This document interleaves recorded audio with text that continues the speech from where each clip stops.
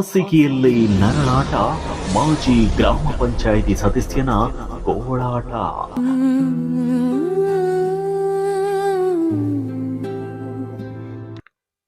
ನೋವು ನೋವು ಎಂದು ಅತ್ತರು ತೀರದು ಕಣ್ಣೀರು.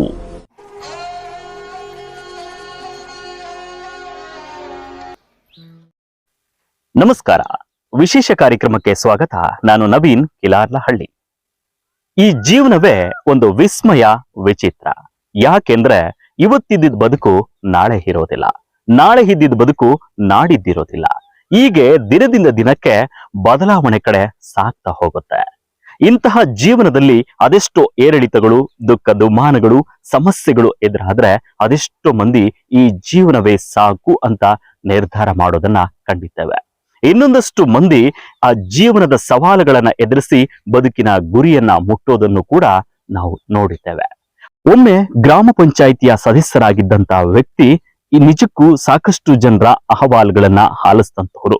ಇವತ್ತು ಅವರ ಅಹವಾಲನ್ನ ಆಲಿಸೋದಕ್ಕೆ ಯಾರು ಇಲ್ಲ. ಅಂತಹ ಪರಿಸ್ಥಿತಿಯಲ್ಲಿ ಆ ವ್ಯಕ್ತಿ ಇದ್ದಾರೆ. ಇಷ್ಟಕ್ಕೂ ಯಾರು ಅಂತೀರಾ? ಈ ವರದಿ ನೋಡಿ ನಿಮ್ಗೆ ಗೊತ್ತಾಗತ್ತೆ.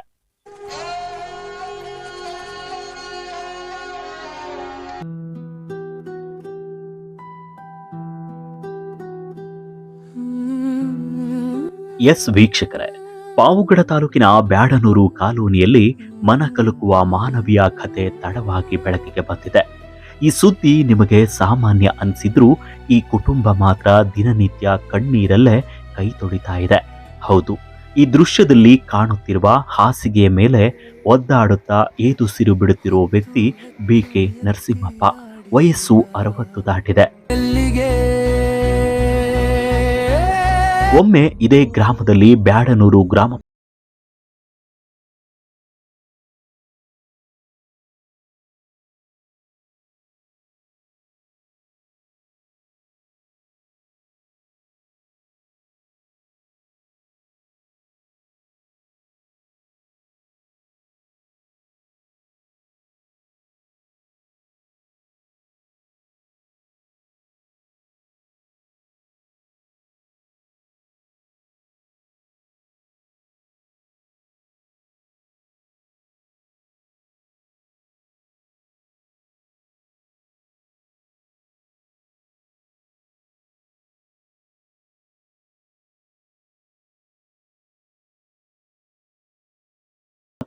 ಕೈ ಕಾಲುಗಳು ಶಕ್ತಿ ಕಳೆದುಕೊಂಡಿದ್ವು.